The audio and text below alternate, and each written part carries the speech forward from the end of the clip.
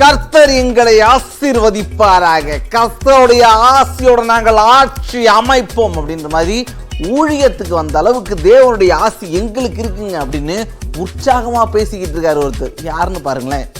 இப்பாச பிணைப்பை எக்காலத்திலும் பிரிக்க இயலாது. இனி வருங்காலத்தில் இப்பாசமும் நேசமும் வலுப்பெறும்.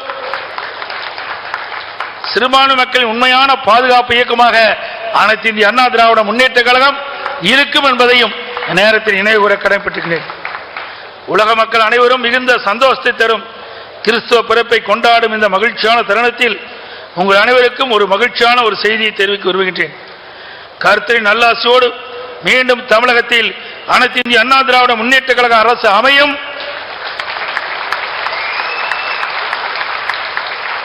அப்போது தலித் கிறிஸ்தவர்களுக்கும் அரசால் மறுக்கப்படும் முன்னுரிமைகள் மற்றும் சலுகைகள் முழுமையாக கிடைக்கப்பெற அனைத்து முயற்சிகளும் அனைத்து இந்திய அண்ணா திராவிட முன்னேற்ற கழகம் ஏற்படுத்தப்படும். புரட்சி தலைவி அம்மாவின் விருப்பப்படியும் அவள் காட்டிய வழியில்படியும் தலித் கிறிஸ்தவர்களுக்கு அனைத்து சலுகையும் கிடைக்க வேண்டும் என்பதே அனைத்து இந்திய அண்ணா திராவிட முன்னேற்ற கழகத்தின் கொள்கையாகும். தேவனே என்னை பாருங்கள், பாஜக கூட்டணிக்கு நாங்கள் போகலை அப்படின்னு எடப்பாடி ஐயா அப்படி உறுதியா பேசிக்கிட்டு இருக்கும் போது அதிமுக கூட்டணிக்கு நாங்க போவோம்ல அப்படின்ற மாதிரி சொல்லாமலே சொல்றாங்க ஒருத்தவங்க. அப்படி எப்படி சொன்னாங்க அப்படின்னு தெரிஞ்சுக்கணும்னா பாருங்களேன். பெண்ணின் கஷ்டத்தை பெண்கள் தான் உணர முடியும். நான் உறுதியா அதை சொல்றேன். அதற்கு நமக்கு ஒரே உதாரணம், இன்னைக்கு நீங்க யார ரோல் மாடலா எடுத்துக்கிறீங்க? ஒரு பாலிடிக்ஸ்ல இன்னைக்கு நான் இருக்கேன் ஒரு லேடியா, உங்களுடைய ரோல் மாடல் யாருன்னு பல பேர் என்கிட்ட கேள்வி கேட்டிருக்காங்க. நான் இந்திரா காந்தி அம்மையாரை சொல்லலாம், மம்தா பானர்ஜியை சொல்லலாம். ஆனா அவங்க எல்லாம் நமக்கு அறிமுகம் ஆகாதவர்கள், அடுத்த மாநிலங்கள்ல இருக்கிறவங்க. இங்க தமிழ்நாட்டுல நம்ம கூடிய வாழ்ந்த ஒரு டைனமிக் லேடி புரட்சி தலைவி ஜெயலலிதா அவர்கள் பெண்களுக்காக எத்தனையோ விஷயங்களை அவங்க செஞ்சிருக்காங்க. அவங்க சந்திக்காத சவால்கள் இல்லை, அவங்க எல்லாத்தையும் எதிர்கொண்டு ஒரு மிகப்பெரிய வெற்றி அடைஞ்சிருக்காங்க. ஸோ கேப்டன் எப்படி எம்ஜிஆர் தான் கேப்டனுக்கு என்னைக்குமே குரு, ரோல் மாடல். அதுக்காக தான் அவரோட ஸ்டாச்சு நாங்கள் இங்க வச்சிருக்கோம். அது போல ஒரு பெண் தலைவராக என்னுடைய ரோல் மாடலாக புரட்சி தலைவி ஜெயலலிதா அவர்களை நான் எடுத்துக்கொள்கிறேன். அவருடைய தைரியம், கம்பீரம், முடிவெடுக்கும் திறன் அத்தனையும் நிச்சயமா நான் ஒவ்வொரு நாளும் அவங்கள பார்த்திருக்கேன். நிச்சயம் தேசிய முற்போக்கு திராவிட கழகம் கழகத்தில் இருக்கும் அத்தனை பெண்களுக்கும் இன்னும் அதிகமாக பொறுப்புகளை நாங்கள் வழங்க இருக்கிறோம். ஒரு பெண்ணோட மனசு ஒரு பெண்ணுக்கு தானே தெரியும் அப்படின்னு சொல்லியிருக்காங்க. அப்போ கைகளை உயர்த்தி நாக்கினை துருத்தி சவால்லாம் விட்டாருங்க கேப்டன், அதெல்லாம் மறந்துட்டீங்களா அப்படின்னு நாலு பேரை கேட்பாங்க. அது ஒரு பக்கம் இருக்க, எங்க அம்மா தானே இப்போ இருக்கிறதுலயே ஒரே ஒரு பெண் தலைவர்ன்றது உங்களுக்கு தெரியுமா, அதனாலேயே பெண்கள்லாம் எங்களுக்கு ஓட்டு போடுவாங்கன்னு உங்களுக்கு தெரியுமா அப்படின்னு பல ரகசியங்களை உடைச்சிருக்காரு ஒருத்தர். அவர் யாருன்னு பாருங்களேன். எங்க அம்மா எங்களோட அண்ணியாருக்கு இன்னைக்கு பொதுச் செயலர் பதவி கொடுத்துருக்காங்க. ஒரு யங்ஸ்டரா உமன் வரணும். பாலிடிக்ஸ்ல லீடர்ஷிப் உமன்ஸ் இல்லை. இப்போ தமிழ்நாட்டில் இப்போ முதல் பெண் தலைவராக பிரேமலதா விஜயகாந்த் அவங்க இருக்காங்க. இப்போ ஜெயலலிதா அம்மையார் மறைவுக்கு அப்புறம் பிரேமலதா விஜயகாந்த் அவங்க இருக்காங்க. நிச்சயம் எல்லா உமனும் யங்ஸ்டர்ஸ் எங்களை மாதிரி உமன்ஸ் கொண்டு வரவங்க யங்ஸ்டர்ஸ் எல்லாருமே நிச்சயமா பிரேமலதா விஜயகாந்த் மேடம் சப்போர்ட் பண்ணுவாங்க. இதை பாலிடிக்ஸ் எல்லாத்துக்கும் அப்பாற்பட்டு ஒரு நல்ல திறமையான ஒரு லீடர், அவங்க நல்ல குவாலிட்டிஸ் உள்ள ஒரு பர்சன். நிச்சயம் டிஎம்டிக்கு அவங்களோட லீடர்ஷிப்ல நிச்சயம் மிகப்பெரிய ஒரு பூகம்பம் ஒரு growth நாங்கள் அடைவோம்னு எல்லாருமே ரொம்ப நம்பிக்கையோடு இருக்காங்க. எல்லாமே அந்நியார் உங்களுக்கு அடுத்த இருக்க நடவடிக்கைகள் எல்லாமே அவங்க சொல்லுவாங்க. அந்நியார் சொல்லுவாங்க. அது எல்லாமே அவங்க பொறுப்புல இருக்கவங்க எல்லாருமே அவங்க சொல்லுவாங்க. தேங்க்யூங்க. அதே மாதிரி எங்க அந்நியாருக்கு வாழ்த்துக்கள். அவங்க பின்னாடி நாங்க எல்லாருமே நிக்கிறோம். தைரியமா தூள் கலப்புங்க, என்ன பார்த்துக்கலாம். உலகத்திலேயே தலைவர்கள்லாம் பார்த்தீங்க அப்படின்னா தலைவரோட பசங்க வரும்போது பொறுப்புக்கு அப்பா அப்படின்னு சொல்ல மாட்டாங்க, தலைவர் அப்படின்னு தான் சொல்லுவாங்க. ஆனால் விஜயபிரபானுக்கு மட்டும்தான் இப்படி ஒரு சவால் இருக்குது. இப்போ அவங்களுடைய அம்மாவே அவர் அண்ணி அப்படின்னு கூப்பிட வேண்டிய கட்டாயத்துக்கு தள்ளப்பட்டார். ஏன்னா அவங்களுடைய தலைவரை ஒட்டுமொத்த கட்சியும் அண்ணியார் அப்படின்னு சொல்லும் போது எங்கள் அண்ணியார் நல்லா பண்ணுவாங்க, அண்ணியாருன்னா யாருங்கன்னா எங்கள் அம்மா தாங்க எங்கள் அண்ணியார்னு சொல்ல வேண்டிய ஒரு நிலைமைக்கு விஜயபிரபாகர் ஆளாயிட்டார். சரி, ஓகே, அது ஒரு பக்கம் இருக்கும்போது ஓபிஎஸ் சொல்லியிருக்காரு, ஜெயக்குமார் அவர்கள் எவ்வளோ பெரிய புத்திசாலி தெரியுமா அப்படின்னு. எப்படி ஓபிஎஸ் ஜெயக்குமாரை எவ்வளோ பெரிய புத்திசாலின்னு சொன்னார்னு பார்த்தா சொன்னதே சர்க்காஸ்டிக்கா. ஏன் சொன்னார்னு கேளுங்களேன். உறுதியாக கூட்டணி உண்டு. வருவதற்கு முன்னால் நாங்கள் சொல்வதற்கு முன்னால் உங்களிடத்தில் முதலில் சொல்லுவோம். ஜெயக்குமார் மிகப்பெரிய அறிவாளி. அந்த அறிவாளிக்கு பதில் சொல்வதற்கு நான் தயாராக இல்லை. அவர் தொகுதியிலே 45,000 ஓட்டு வித்தியாசம். 45,000 ஓட்டு வித்தியாசம். ஜெயக்குமாரை பொறுத்தவரை நாங்கள் மட்டுமல்ல, தமிழ் மக்கள் யாருமே பொறுப்படுத்தவில்லை.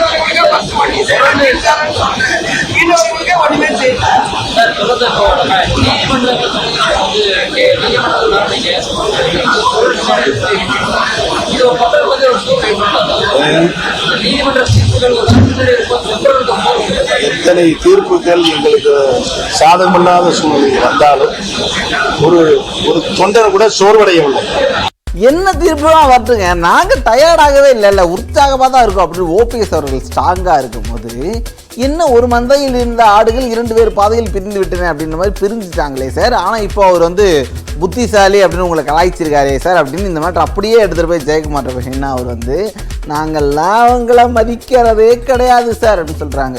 என்ன சார் நீங்கள் மந்திரியாக இருக்கும்போது முதலமைச்சராக இருந்தாரே சார் அப்படின்லாம் கேட்டாலும் நாங்கள் ஏன் மதிக்க மாட்டோம் தெரியுமா அப்படின்னு அது ஒரு காரணமும் சொல்கிறாரு. என்னன்னு கேளு. அதாவது இப்போ ஏற்கனவே தொண்டர்கள் நிராகரிக்கப்பட்டவர்கள், பொதுமக்கள் நிராகரிக்கப்பட்டவர்கள், ஒரு பலம் கூட கிடையாது. அதாவது இருந்த 4-5 பேரும் இங்கே எல்லாம் சில பேர் இங்கே வந்துட்டாங்க. இது அண்ணன் இபிஎஸ்னுடைய பொதுச்செயலாளருடைய தலைமை ஏற்று அனைத்து இந்திய அண்ணா திராவிட முன்னேற்ற கழகத்தில் இன்றைக்கி ஐக்கியமாயிட்டாங்க. ஆனால் இப்போ இருக்கிறதுல 4-5 பேர் தான்.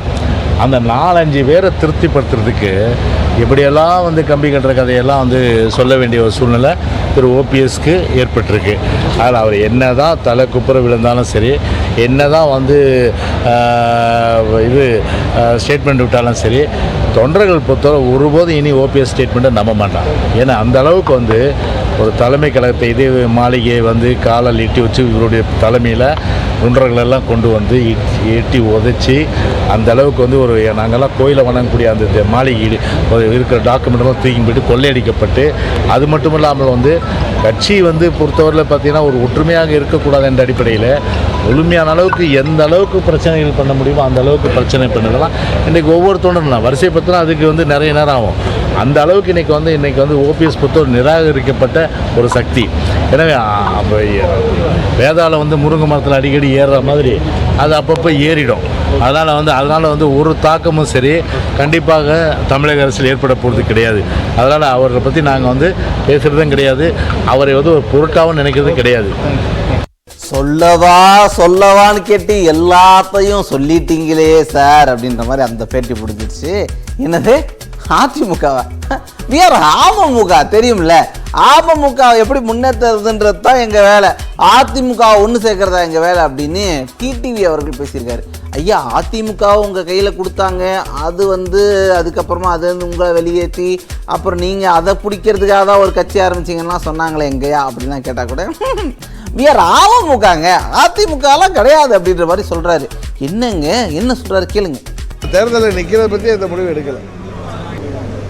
அதிமுக ஒன்று பண்ணுமா? அதிமுக நாங்கள் அம்மா மக்கள் முன்னேற்ற கழகம் தவறான இடத்துல வந்து நீங்கள் கேள்வி கேட்குறீங்க. அதிமுகன்னு சொல்கிறவங்கள்ட்ட நீங்கள் கேட்கணும் கேள்வி.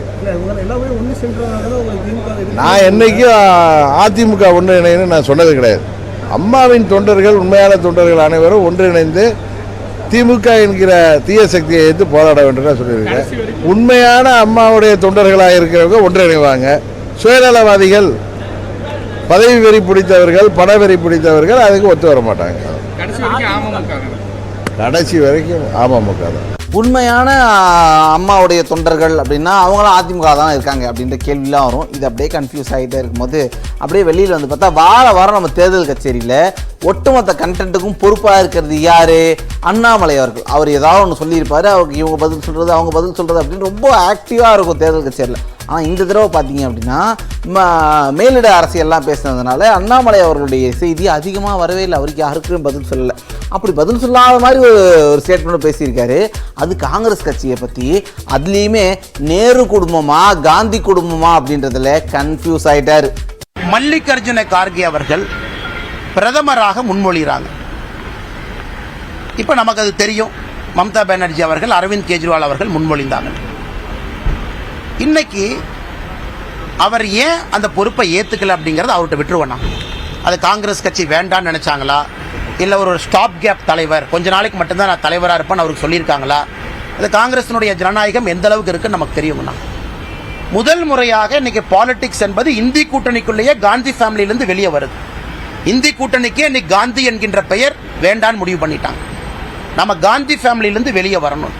இது இந்திய அரசியலில் மிகப்பெரிய திருப்பம் பண்ணாது. நம்ம உணர்ந்துக்கணும். எத்தனை பேர் உணர்றோம்னு தெரியல. ஏன்னா காங்கிரஸ் தான் ஹோல்டிங் பாயிண்ட், காந்தி குடும்பம் தான் ஹோல்டிங் பாயிண்ட் இருந்தது. இந்தி கூட்டணியிலே இன்னைக்கு உடைஞ்சிருக்கு. பாரதிய ஜனதா கட்சியை பொறுத்தவரை நாங்கள் தெளிவாக இருக்கின்றோம். பாரத பிரதமர் நரேந்திர மோடி அவர்கள் 3வது முறை வருவது உறுதி. நான் இதே தான் உங்களுக்கு அன்னைக்கு சொன்னேன். 3 ஸ்டேட் ஜெயிப்போம்னு சொன்னேன். தெலங்கானால இந்த மாதிரி வருவோம்னு சொன்னோம். இன்னைக்கு நான் சொல்றேங்கன்னா 400 எம்பிக்களை பாரதிய ஜனதா கட்சி தாண்டும். தமிழகத்திலிருந்தும் கணிசமான எம்பிக்கள் நமக்கு கிடைப்பாங்கண்ணா. அண்ணாமலை அவர்கள் இந்தியா கூட்டணி இந்தி கூட்டணின்னு சொல்லி விமர்சிச்சிருக்காரு. ஓகே, அதே ஸ்டைலில் அதே மாதிரி வந்து நம்ம எடப்பாடி ஐயா அவர்களும் வந்து இந்தியா கூட்டணியை பற்றி சொல்கிறாரு. அடுத்த கூட்டம் நடக்குமா நடக்காதானே தெரியலைங்க, ஏன்னா அவங்களுக்குள்ள கன்ஃபியூஷன் அவ்வளோ கன்ஃபியூஷன் அப்படின்னு சொல்லியிருக்காரு. என்னென்ன கன்ஃபியூஷன் கேட்கலாம் வாங்க. குழப்பத்தில் தான் இந்த இந்தியா கூட்டணியே இருந்துட்டு இருக்குது. அடுத்த கூட்டம் நடக்குமா நடக்குதான்னு தெரியல. ஏன்னா ஒருத்தர் ஹிந்தியில தான் பேசணுங்கிறாரு. இப்போ ஆரம்பம் ஆயிட்டு அப்படியே புகைய ஆரம்பிச்சிடுது. அது நெருப்பா எப்போ வரும்னு தெரியல. அது அந்த கூட்டணி அடுத்த கூட்டம் வரைக்கும் இருக்குமா இருக்காதா என்று தெரியல. திமுகவில் ஏற்கனவே ஏன்னா பல்வேறு கருத்துகள் வேற்றுமை உள்ள கட்சிகள்லாம் ஒன்றா இருந்துச்சு. ஒத்த கருத்துள்ள கட்சிகள் 26 கட்சிகள் ஒன்றாக இணைந்து கூட்டணி அமைத்ததாக இந்தியா கூட்டணி இருக்கின்ற தகவல் தெரிவிக்கின்றன. உங்க போல ஊடகத்திலையும் பத்திரிகையும் வெளிவந்திருக்கின்றன. ஆகவே வெவ்வேறு கருத்தர்களுடைய வெவ்வேறு கொள்கையுடைய கட்சியெல்லாம் ஒன்றாக இணைந்து ஒரு அமைப்பை ஏற்படுத்தியிருக்கிறது. இது நீடிக்குமா என்பது கேள்வி. ஏன் முடிவெல்லாம் ஒரு மாதிரியா வருதுன்னு நீங்க நினைக்கிறீங்க? எல்லாமே சூழ்ச்சிங்க, எல்லாம் பாஜக செய்யக்கூடிய சூழ்ச்சி. அவங்க என்னென்ன பண்றாங்க தெரியுமா அப்படின்ற மாதிரி திமுக எம்பி கனிமொழி சோமு அவர்கள் வந்து நிறைய குற்றச்சாட்டுலாம் சொல்றாங்க. அப்படி என்னென்னலாம் சொல்றாங்கன்னு பாருங்களேன். இவங்க வந்து நார்த் சைட்ல இவங்க சொல்லுகிற விஷயத்தை இவங்க ஆளுகின்ற அரசாட்சி, அதாவது ஒரு ஸ்டேட்ல பாத்தீங்கன்னா கிட்டத்தட்ட அவங்களுக்கு எம்எல்ஏஸே இல்லாமலே வந்து பாரதிய ஜனதா கட்சி ஆட்சி அமைச்சிருக்கு. இப்படிதான் அவங்க வந்து எல்லா ஸ்டேட்லயும் புல்டோஸ் பண்றாங்க. அதனாலதான் நேற்று இந்தியா கூட்டணி நடந்த இதுலயுமே வந்து அந்த இவிஎம் மிஷின்ல வரக்கூடிய ஸ்லிப்பை எடுத்து ஒரு ஓட்டுப்பட்டியில போடணுங்கிற ஒரு ரெசல்யூஷனையும் பாஸ் பண்ணிருக்காங்க. ஏன்னா அதுலயும் வந்து ஒரு கிராஸ் செக் பண்ண முடியும். இவங்க நடத்தக்கூடிய எலெக்ஷன்ல நம்பகத்தன்மை இல்லை, இது சரியான ரிசல்ட்ஸ் கிடையாதுங்கிறத வந்து திரும்ப நான் சொல்லிட்டு இருக்கேன். எந்த அளவுக்கு உண்மைங்கிற தெரியாது. ஒரு 1500 இவிஎம் மிஷின்ஸ் வந்து சர்க்குலேஷன்ல வெளியிலேயே தான் மார்க்கெட்ல சுத்திக்கிட்டு இருக்குன்றதையும் வந்து நிறைய வாட்ஸ்அப் செய்திகளையும், அது வாட்ஸ்அப் செய்தியை நம்பலாமா இல்லையாங்கிறது அது தனிப்பட்ட விஷயம். அப்படி ஒரு செய்தியும் இருக்கிற ஒரு இந்த பாயிண்ட்ல இதெல்லாமே வந்துட்டு அவங்க நடத்துகின்ற ஒரு நாடகம், ஒரு சூழ்ச்சிங்கிறது தான் வந்துட்டு இங்க நான் சொல்லக்கூடிய விஷயம். ஜஸ்ட் பிகாஸ் வாயை திறந்து மான் கி பாத்ல வந்துட்டு பிரதமர் பேசிட்டாருன்ற ஒரே காரணத்தினால எல்லோரும் ஓட்டு போட்டுடுவாங்க கிடையாது. அவர் அந்த பக்கம் அந்த ஜிமிக்ஸ பண்ணிட்டு இந்த பக்கம் உள் வேலைகளை நிறைய செய்து கொண்டுதான் இருக்கிறார்கள். வழக்கமா எலெக்ஷன்லாம் முடிஞ்சு ரிசல்ட் எல்லாம் மாறி வந்துச்சுன்னா தான் இவிஎம் குறை சொல்லுவாங்க.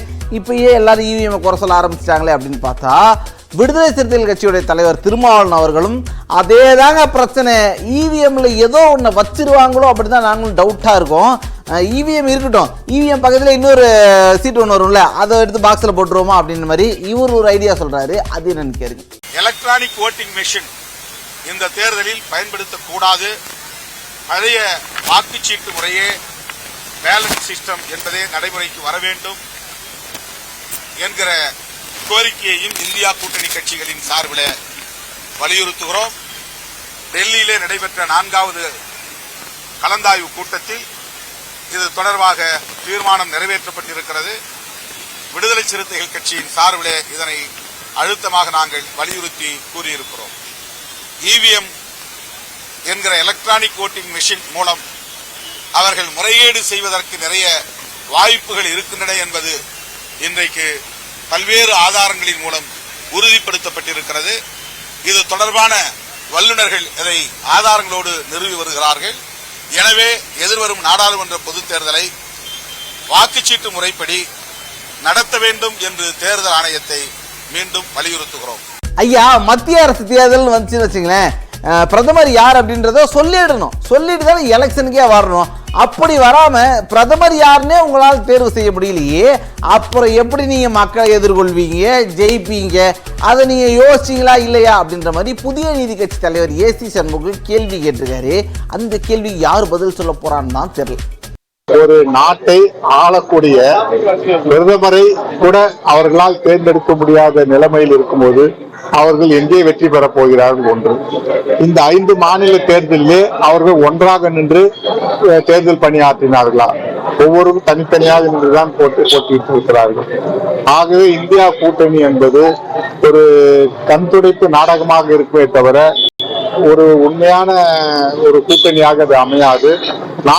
நாட்டை வழிநடத்தக்கூடிய பிரதமர் யார் என்று சொல்லாமல் யாரை நம்பி மக்கள் வாக்களிப்பார்கள்? ஆகவே பாரத தேசிய ஜனநாயக கூட்டணி தெளிவாக 3வது முறையாக பாரத பிரதமர் மோடியை தேசிய ஜனநாயக கூட்டணி நிறுத்தி இருக்கிறது. மோடிக்கு தகுதியான தலைவர்கள், மோடிக்கு இணையான தலைவர்கள் இந்தியாவிலே யாரும் இல்லை. ஐயோ சார், நாடாளுமன்றத்துல ஒரே அராஜகம் சார், ஒரே அராஜகம். எம்பி எல்லாம் பதவி நீக்கம் பண்ணிடுறாங்க. நீங்க என்ன பண்ணுங்க, நீங்க இதுக்கெல்லாம் ஒரு நீதி வாங்கி கொடுங்க அப்படின்னு மக்களை பார்த்து கேட்கிறாரு ஒரு எம்பி. என்ன சார் அப்படின்னு கேட்டா, 2024 எலெக்ஷன் வரணும்ல, அதுல திரும்ப எங்களையெல்லாம் ஜெயிக்க வச்சு அவங்களெல்லாம் நீங்க தோக்க வச்சிட்டீங்க அப்படின்னா எங்களுக்கான நீதி கிடைச்சிடும்ல அப்படின்னு டிஆர் பாலு அவர்கள் புதுசா ஒரு ஐடியா பிடிச்சிருக்காரு. அராஜகம் நடந்துட்டு இருக்குது, நாடாளுமன்றத்தில் பிஜேபி அராஜகம் நடந்துட்டு இருக்குது. அது 2024 நீங்க எல்லாம் சேர்ந்து பதில் சொல்லிட்டீங்கன்னா சரியான பதிலடி கொடுக்கணும். அதான் உங்களுடைய வேண்டுகோள், திமுகவுடைய வேண்டுகோள், இந்தியா கூட்டணியுடைய வேண்டுகோள். எப்பயுமே காங்கிரஸ் கட்சி பாஜக கட்சியை தான் தாக்குவாங்க. அட்டாக் அப்படின்னாலே அவங்களுக்கு ஏன்னா நேஷனல் பாலிடிக்ஸ்ல இருந்து அங்கதானே இருக்கு. அதனால ஸ்டேட்ல நேரடியா பெரிய எதிரியா இங்க சண்டையா அப்படிலாம் இல்லை. அப்படின்னாலுமே நாங்க எப்பயுமே பாஜகவை தாங்க புகார் சொல்லுவோம். எங்கெங்க அவங்க ஒழுங்கா இருக்காங்க, அவங்க முன்னேற்றத்துக்காக ஏதாவது சொல்றாங்களா, எப்ப பார்த்தாலும் குத்தம் சொல்லிக்கிட்டே இருக்காங்க பாருங்க அப்படின்ற மாதிரி KS அழகிரி அவர்கள் அண்ணாமலை ஒரு குத்தம் சொல்லியிருக்காரு. தமிழகத்தில் இருக்கிற பாரதிய ஜனதா தன்னுடைய செல்வாக்கை பயன்படுத்தி விரைந்து சென்று இந்த பேரிடர் நிதியை பெற்று தர வேண்டும். நீங்க தமிழ்நாட்டில் தான் அவங்க கவனம் செலுத்துறாங்களே ஒழிய தமிழ்நாட்டின் நலனில் கவனம் செலுத்தி டெல்லியிலிருந்து நிதியை பெற்றுத்தர வேண்டும். நான் கூட ஒரு முறை தமிழக பாரதிய ஜனதாவிற்கு சொன்னேன், 11 ஆண்டு காலமாக எய்ம்ஸ் கட்டப்படாமல் இருக்கிறது. நீங்க டெல்லியில போய் போராடி பேசி எய்ம்ஸ் நாங்க தான் கொண்டாந்துருக்கிறோம், நாங்க இது கட்ட போறோம், எங்களுடைய முயற்சியால் இது நடக்கிறது என்று சொன்னால் பாராட்டலாம். குற்றம் சொல்வதற்காகவே ஒரு அரசியல் கட்சியை வைத்திருக்கிறார்களே ஒழிய ஆக்கப்பூர்வமான செயல்பாடு அவர்களிடத்தில் இல்லை, டெல்லியில் இருக்கிற மத்திய அரசிடமும் இல்லை. சார், இப்பதான் நாங்க பாஜக கூட்டணில இருந்து வெளியில வந்துட்டோம்ல, இப்ப எங்க கூட்டணிக்கு யார் வேணா வரலாம் இல்ல, காங்கிரஸ் கூட எங்க கூட்டணிக்கு வரலாம்ல அப்படின்ற மாதிரி கூட்டணிக்கு புது கணக்கு போடுறாரு ஜெயக்குமார் அவர்கள். இந்தியா கூட்டணி அப்படின்றத உருவாக்கி அதுக்குள்ள காங்கிரஸ் டிஎம்கே எல்லாம் ரொம்ப ஸ்ட்ராங்கா இருக்கும் போது காங்கிரஸ் கூட இங்க வரலாமே அப்படின்னு அதிமுக ஒரு ஆட்டத்தை ஆரம்பிச்சிருக்காங்களோ அப்படின்னு அவரோட இந்த ஸ்டேட்மெண்ட் யோசிக்க வைக்குது. பாஜகவோட கூட்டணியிலன்னு முடிவெடுத்திருக்கக்கூடிய நிலையில நாடாளுமன்ற தேர்தலில் தேசிய கட்சிகள் அதிமுக கூட்டணியில இடம்பெற வாய்ப்பு இருக்காது. எதுங்க தேசிய கட்சிகள் எதை சொல்றீங்க? காங்கிரஸ் அப்புறம் கம்யூனிஸ்ட் கட்சிகள். அரசியல் எதுவும் நடக்கலாம். நிரந்தர நண்பன் இல்ல, நிரந்தர எதிரியும் இல்ல. பாஜக கூட இனி ஒட்டும் கிடையாது, உறவும் கிடையாது, அது தெளிவுபடுத்தாச்சு. அப்படி இருக்கும்போது யார் வந்தாலும் நிச்சயமா நாங்க தேடி பண்ண அவசியம் இல்லை. ஜெயிக்கிற கட்சி நாங்க கண்டிப்பா 45 நாங்க தான் ஜெயிக்க போறோம். எங்க கூட வந்தா அவங்களுக்கு ஒரு அங்கீகாரம் கிடைக்கும். யார் வந்தாலும் அங்கீகாரம் கிடைக்கணும், எங்ககிட்ட தான் வருவாங்க. கண்டிப்பா அதிமுக கூட காங்கிரஸ் அங்கீகாரம் கிடைக்கும்ன்றது கண்டிப்பா பாத்தீங்கன்னா இன்னைக்கு எங்களுக்கு மிகப்பெரிய பலம் இருக்கு. அப்ப நாளைக்கு 40 சீட்டு ஒரு தேர்தல் நடக்குதுன்னு போது இப்போ காங்கிரஸே என்ன நினைக்கிறேன், தோக்கிற கட்சி திமுக எதுக்கு நம்ம இருக்கணும், இங்க போனாலாவது நம்ம பாராளுமன்றத்தில் போய் ரெப்ரசென்ட் பண்ணலாம் அப்படின்ற ஒரு எண்ணம் வரும்ல. அதுல கண்டிப்பா வரக்கூடிய வாய்ப்புகள் எதிர்காலத்துல இருக்கு. வந்தால் ஏற்பீங்க கண்டிப்பா. அது கட்சி டிசைட் பண்ணும், அது ஜெயக்குமார் டிசைட் பண்ற விஷயம் இல்ல. நான் அரசியல் எது ஒன்று நடக்கும், யார் நிரந்தர எதிரிகள், நிரந்தர நண்பனும் கிடையாதுன்ற அடிப்படையில் நான் சொல்றேன். அவங்க என்ன எதிரி எங்களுக்கு? காங்கிரஸ் பொறுத்தவரை எதிரி கிடையாது. இது பிஜேபிக்கு பொருந்தாது. காங்கிரஸ் பொறுத்த எதிரி கிடையாது. பிஜேபிக்கு பொருந்தாது. பிஜேபிக்கு டோர் க்ளோஸ் பண்ணிட்டோம், அதுதான். அது கதவை சாத்தியாச்சு. இனிமே அவங்க எப்படியும் உள்ள வர முடியாது, அது மட்டும் ஷூரா சொல்றேன். காங்கிரஸ் மட்டும் இல்ல, எல்லாருக்கும் ஓபனா இருக்குது. நாங்க போய் யாரையும் அணுகிற அந்த பழக்கம் கிடையாது. எங்களை நோக்கி நிச்சயமா வருவாங்க. என்ன சார், ஸ்டேட் கவர்மெண்ட்ல அடிக்கடி மினிஸ்டர் எல்லாம் பிடிக்கிறாங்க அப்படின்ற மாதிரி எல்லாரும் பார்த்துட்டு இருக்கும்போது மத்திய அரசு பழி வாங்குது அப்படின்னு தாமோ அன்பரசன் அவர்கள் குற்றம் சாட்டிட்டு போயிருக்காரு. இவர் எதுக்காக இப்படி பேசுறாரு? பொன்முடிக்காக தானா? பழி வாங்குற நோக்கோடு இன்னைக்கு மத்திய அரசு செயல்பட்டு கொண்டிருக்கிறது. அதான் உண்மை. இன்னைக்கு திமுக ஆட்சி இன்னைக்கு மத்திய அரசுக்கு சொப்ப சமூகமாக இருக்கிற ஆட்சி. இன்னைக்கு அவங்களுடைய கொள்கைக்கு எதிராக இன்னைக்கு எந்த பிரச்சனைகள் வந்தாலும் அது மக்கள் விரோதமாக நடைபெறுகிற அந்த திட்டங்களை கொண்டு வந்தால் அதை எதிர்க்கிற அரசாக நம்முடைய அரசு, குறிப்பா நம்முடைய முதல்வர்கள் இருந்து கொண்டிருக்கிறார்கள். இதை பொறுத்து கொள்ள முடியாத மத்தியில் இருக்கிற ஆட்சி இன்றைக்கு வேண்டும் என்று திராவிட முன்னேற்ற கழகத்துடைய அமைச்சர்கள் ஒரு பக்கம் கவர்னர் வச்சு நிர்வாகம் பண்ணிட்டு இருக்கிறாங்க. ஒரு பக்கம் இது மாதிரி ரைட்லாம் பண்ணி பழி வாங்குற போக்கில் இன்றைக்கு மத்திய அரசு ஈடுபடுவது அது பொதுமக்களுக்கு வெட்ட வெளிச்சமாக தெரிந்து கொண்டிருக்கிறது. ஓ பன்னீர்செல்வத்துக்கு ஆதரவு இல்ல, கூட்டம் நடத்தினா மழை அதுக்கு கூட்டம் வரல அப்படின்னு ஏகப்பட்ட குறைகள்லாம் அவங்களோட சொல்லிட்டு இருந்தா கூட, ஏங்க நாங்க எங்க வேலையை பார்த்துக்கிட்டே போறோம். 2024 எலெக்ஷன் வருது இல்லையா, அதுக்கு பூத் கமிட்டிக்கு ஆள்லாம் நாங்க போட போறோம், பூத் கமிட்டிக்கு எல்லாம் கரெக்டா இருக்காங்களா, நாங்க போய் செக்லாம் கூட பண்ண போறோம் அப்படின்னு அவரு பயங்கர வேகமா செயல்பட்டு இருக்காரு. அவர் என்ன பண்றாருன்னு பாருங்க. நாடாளுமன்ற தேர்தல் எதிர்நோக்கி இருக்கின்ற நாம் அடிப்படை பணியாக வாக்குச்சாவடி குழு அமைக்க வேண்டும் என்ற முடிவெடுக்கப்பட்டு இன்னும் 15 தினங்களுக்குள் தமிழகத்தில் இருக்கின்ற அத்தனை பூத்துகளிலும் பூத்து கமிட்டி அமைக்க வேண்டும் என்ற முடிவெடுக்கப்பட்டிருக்கிறது. இந்த பணியை துரிதப்படுத்துவதற்கு 26/12/2023 தொடங்கி தினந்தோறும் காலையில் ஒரு மாவட்டமும் மாலையில் ஒரு மாவட்டமும் வருவாய் மாவட்டமாக தலைமை கழகத்தினுடைய நிர்வாகிகள் அனைவரும் அந்தந்த வருவாய் மாவட்டத்திற்கு சென்று ஆய்வு செய்ய இருக்கிறோம் என்ற நல்ல தகவலையும் உங்களுக்கு தெரிவித்துக் கொள்கிறேன்.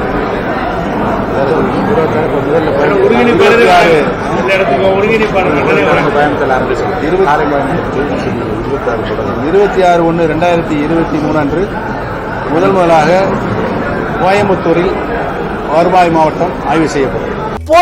போச்சு முதலமைச்சருக்கு தூக்கமே போச்சு. என்ன காரணம்? இந்த கூட்டம் தான் அப்படின்னு சொல்லிட்டு புரட்சி பாரதம் கட்சியுடைய மாநாட்டை அதிமுக மாநாடு மாதிரியே உள்ள புந்து அப்படியே மாத்திருக்காரு அதிமுக பொதுச் செயலாளரான எடப்பாடி பழனிசாமி. 2024 40க்கு நாம் 40 என்று நினைத்துக் கொண்டவர்களுக்கு இந்த மாநாடு அவருடைய தூக்கத்தை கெடுக்கப்பட்டு விட்டது.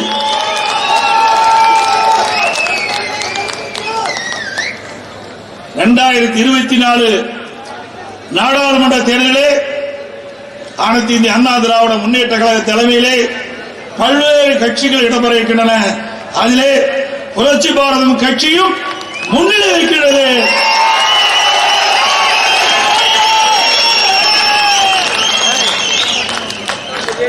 நாடாளுமன்ற தேர்தலுக்கு பிள்ளையார் சொல்லி போட்ட கட்சி புரட்சி பாரத கட்சி.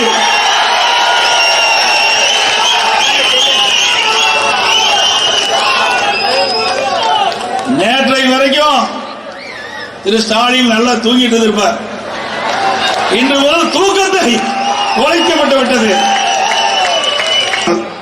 இந்த காட்சி தான் திரு ஸ்டாலினுக்கு ஜுரம் வந்துடும், ஆரம்பமாகிவிட்டது. திரு ஸ்டாலின் தலைமையில் இருக்கின்ற கட்சிகளுக்கும் தூக்கம் கெட்டுவிட்டது. ஆக 2024 நாடாளுமன்ற தேர்தல் வெற்றிக்கு முதல் படிக்கட்டு இந்த மாநாடு. கிராமத்தில் சொல்லுவாங்க, ஒரு பானை சோற்றுக்கு ஒரு சோறு பதம் என்று. நம்முடைய வெற்றிக்கு இந்த மாநாடு சாட்சி. எக்கச்சக்கமான ஏகப்பட்ட பேச்சுகள் எல்லாம் பார்த்தோம். இதே மாதிரி இன்னும் பேச்சுகள் எல்லாம் எடுத்துட்டு வந்து மீண்டும் தேர்தல் கட்சியில் உங்களை சந்திக்கிற வரைக்கும் டிராப் ஆஃபீஸில் வருவது நான் உங்க ஃப்ரெண்டு முபாஷி. 2 பாய், டேக் கேர். வரட்டுமா? Hello light testing. Hello 1 2 3 hello